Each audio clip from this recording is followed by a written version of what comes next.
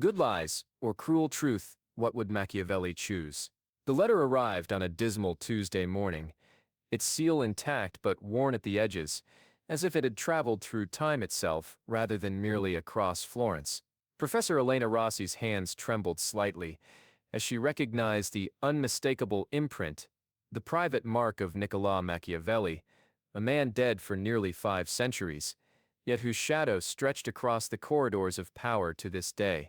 The impossibility of what she held did not escape her, yet the parchment felt authentic beneath her fingertips, the ink unmistakably aged. When truth serves no purpose but to destroy, and lies can build a cathedral of stability, the letter began. Which would you choose, dear reader of a future I shall never know? Thus began Elena's descent into one of history's most provocative philosophical puzzles, one that would force her to question not only her academic understanding of the Renaissance's most notorious political theorist, but also her own moral compass in a world where the boundaries between truth and deception had never seemed more blurred. The paradox at the heart of power. Machiavelli's ghost haunts our modern discourse, like few other historical figures. His name has become an adjective, Machiavellian, a term synonymous with cunning, manipulation, and the ruthless pursuit of power at any cost. Yet this simplistic view obscures the profound complexity of a man who witnessed firsthand the bloody consequences of both noble lies and brutal truths in Renaissance Italy's political landscape. Born in 1469 in Florence, Machiavelli lived during one of history's most turbulent periods. The Italian peninsula was a chessboard,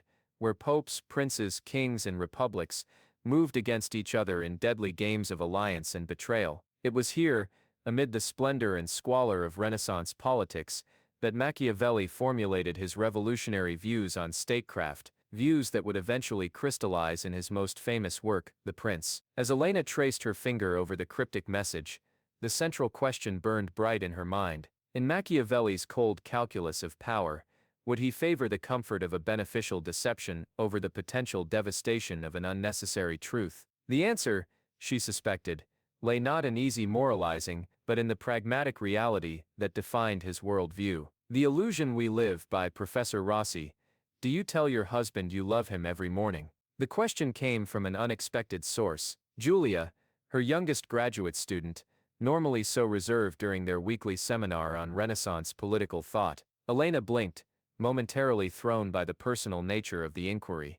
I do, she replied cautiously. And is it always true? Do you consciously feel love at each utterance, or is it sometimes merely habit, a comforting ritual? The classroom fell silent as the implication of Julia's question rippled through the air. The young woman continued, her voice gaining confidence, because that's what I'm struggling with in Machiavelli's framework. We all engage in small deceptions daily, social niceties, white lies, convenient omissions. They're the lubricant that allows society to function smoothly. Machiavelli simply extended this reasoning to the governance of states. Elena smiled, recognizing the elegant trap her student had laid. You're suggesting that Machiavelli would view beneficial deception as merely a scaled-up version of our everyday social contract. Exactly, Julia nodded. The prince who tells his people comforting lies to maintain order is no different from the spouse who chooses not to mention how their partner's appearance has changed with age. The scale differs, but the principle remains. This everyday example suddenly cast new light on the mysterious letter. Machiavelli had lived in a Florence, torn apart by factional violence, foreign invasion, and the fiery sermons of Savonarola. He had witnessed how brutal honesty, particularly Savonarola's apocalyptic truths, could set a city ablaze, while strategic deception could maintain peace. The personal and political were not separate spheres, but existed on the same continuum. A walk through the Medici Gardens. The letter led Elena to the Medici Gardens, where Machiavelli was said to have walked while contemplating the nature of power. As spring bloomed around her, she could almost imagine the Renaissance diplomat pacing these same paths, his mind wrestling with the moral ambiguities that defined his era, and perhaps ours as well. Historical records tell us that after the Medici family returned to power in 1512, Machiavelli was imprisoned, tortured, and eventually exiled to his country estate. It was there in forced retirement that he wrote The Prince, ostensibly as a gift to Lorenzo de' Medici, perhaps in hopes of regaining political favor. This context was crucial. Machiavelli's most infamous work was born not from theoretical abstraction, but from the bitter experience of a man whose life had been shattered by political miscalculation. In chapter Theti of The Prince, Machiavelli writes words that seem to answer our central question directly. A prince need not have all the good qualities I mentioned, but he should certainly appear to have them. He continues more explicitly, everyone sees what you appear to be, few touch upon what you are. Here lies perhaps the clearest indication of Machiavelli's position. The appearance of virtue, the beneficial lie, matters more in governance than virtue itself. He advocates for maintaining the illusion of honesty, religiosity, and integrity, while being prepared to act contrary to these values when necessity demands. Yet this raises a profound philosophical question: is Machiavelli truly advocating deception, or is he simply offering the cruel truth about power's nature? His brutal honesty about dishonesty creates a fascinating paradox, one that has perplexed scholars for centuries. The psychology of necessary illusions. As Elena delved deeper into her investigation, she consulted with Dr. Marco Bianchi, a neuropsychologist specializing in decision-making among political leaders. "You're asking the wrong question,"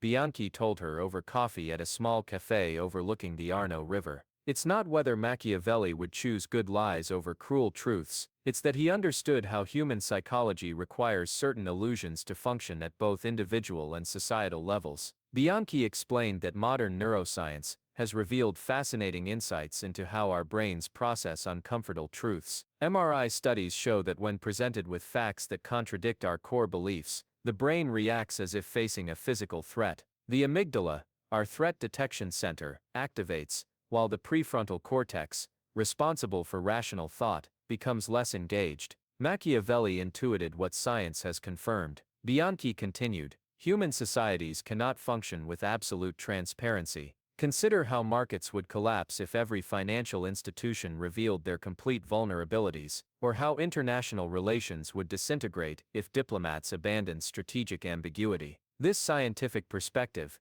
cast Machiavelli's advice in a new light. Perhaps his endorsement of strategic deception wasn't merely cynical pragmatism, but a recognition of fundamental human psychological needs. The good lie might be necessary, not just for maintaining power, but for maintaining civilization itself. Yet Elena remained troubled. If beneficial deception was sometimes necessary, who decided what truths should be hidden? Who could be trusted with such godlike discernment? The letter's hidden cipher. The mystery deepened when Elena discovered a hidden cipher within the letter, a series of numbers that, when decoded using techniques known to have been employed by Renaissance diplomats, revealed coordinates to a previously undocumented section of the Florentine archives. There, hidden behind a false wall that had remained undisturbed for centuries, Elena discovered a manuscript, apparently an abandoned draft of a dialogue Machiavelli had planned between himself and Socrates, the philosophical champion of truth, regardless of consequences. In this imaginary conversation,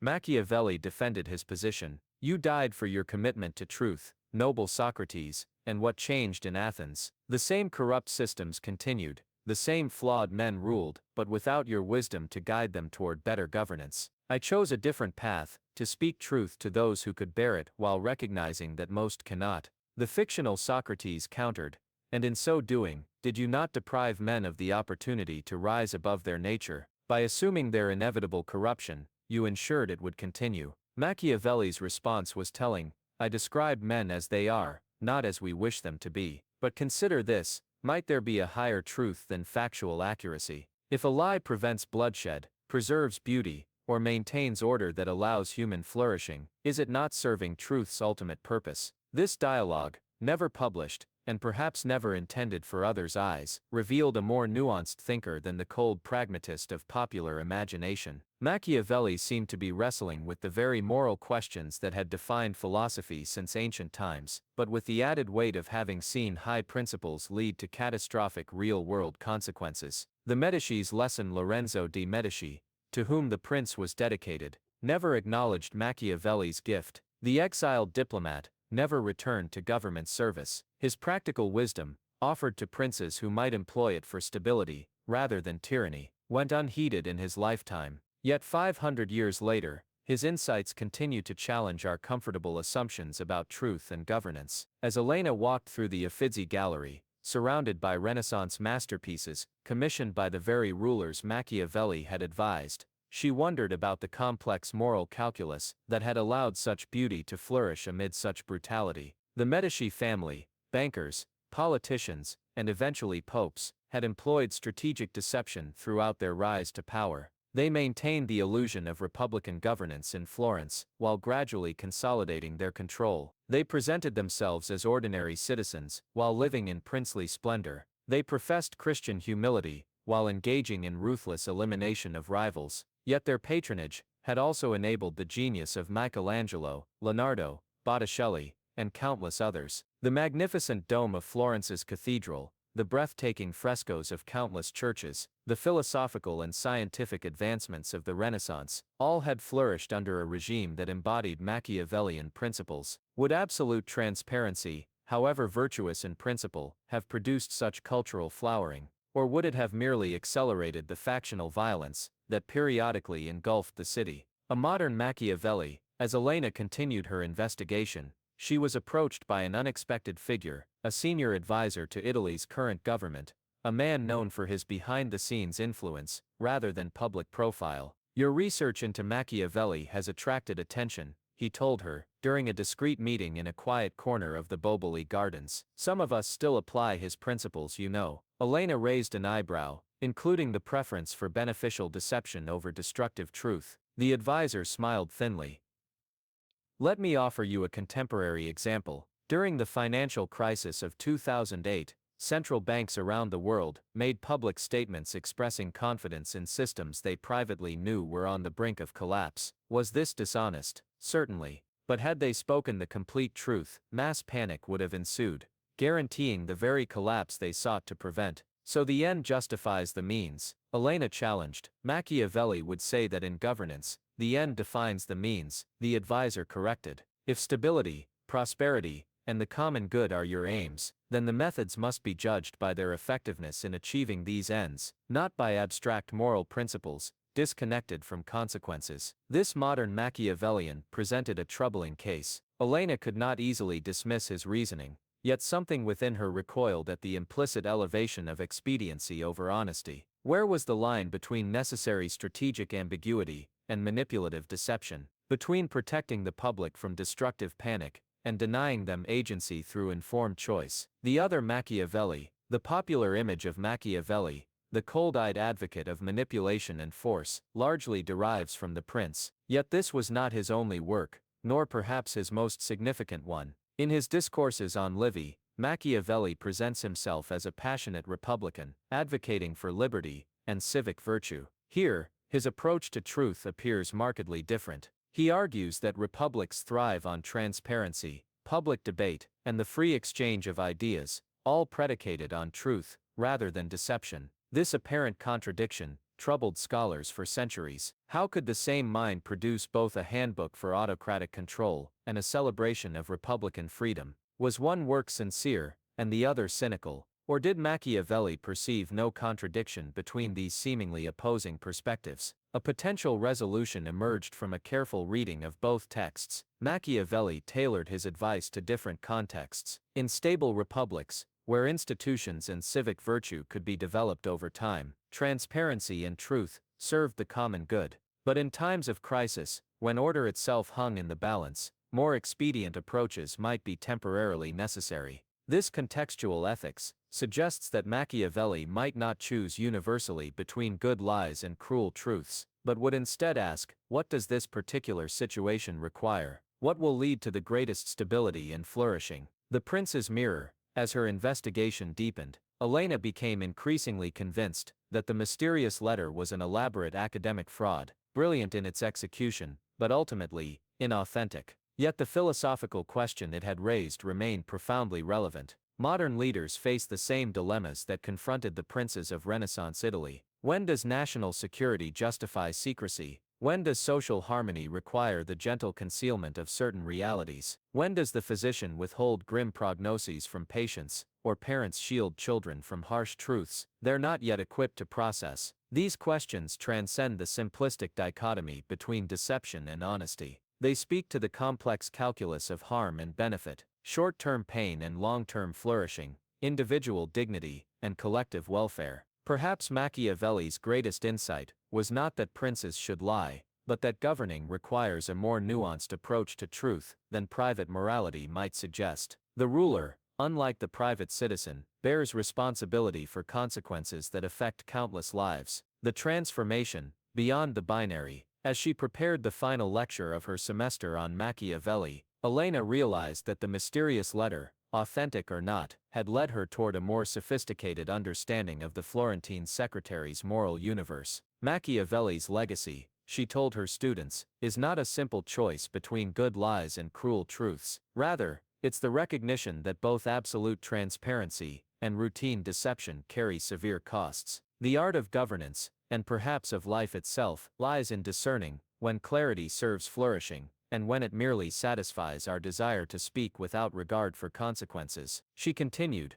Machiavelli lived in an age when political miscalculation didn't just mean losing an election, it meant watching your city burn, your citizens slaughtered, your culture destroyed. His pragmatism wasn't immoral, but was born from witnessing the catastrophic results of governance, based on how people should be rather than how they are. Elena suggested a transformation in how we approach these questions, moving beyond binary thinking toward a more contextual ethics. Perhaps instead of asking whether truth or deception is categorically preferable, we should ask what communication serves human dignity and flourishing in each unique circumstance. The letter's final secret months after her investigation began, Elena finally discovered the truth behind the mysterious letter. It had been created by Julia, her brilliant graduate student, as part of an elaborate academic exercise, a way of forcing Elena to confront the central paradox of Machiavellian ethics, through direct experience, rather than abstract analysis. You needed to feel the weight of the question,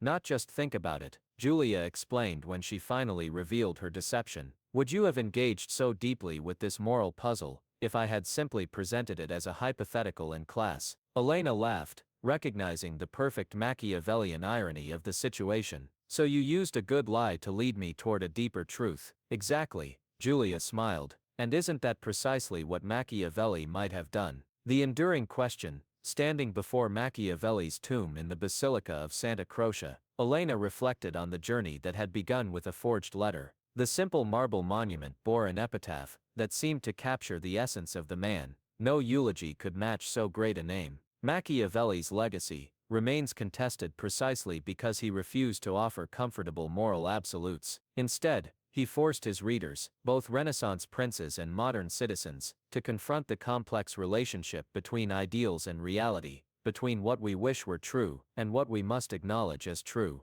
Perhaps his most enduring contribution was not the specific advice he offered to rulers, but his insistence that ethics cannot be divorced from consequences. Good intentions paired with naive understanding can pave roads to catastrophe, while clear-eyed pragmatism might sometimes require moral compromise in service to greater goods. As our world grows increasingly complex, with information wars, strategic ambiguity, and competing narratives dominating public discourse, Machiavelli's central question remains as relevant as ever. When facing the choice between a beneficial deception and a destructive truth, what serves human flourishing? The answer, like Machiavelli himself, refuses to be reduced to simple maxims or comfortable certainties. It requires instead, what the Florentine secretary possessed in abundance, the courage to see reality clearly, the wisdom to understand human nature in all its complexity, and the prudence to navigate between competing goods in an imperfect world. In the final analysis, Machiavelli might not choose categorically between good lies and cruel truths. He would instead insist on asking the more essential question, what serves the common good in this particular circumstance,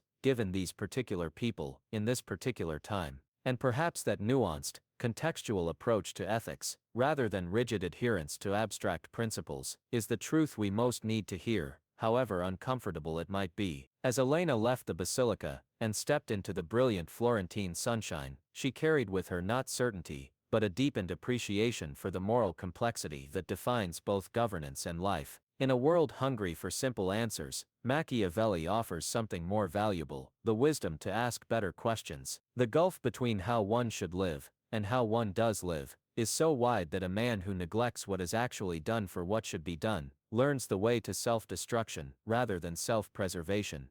Niccolo Machiavelli, the Prince.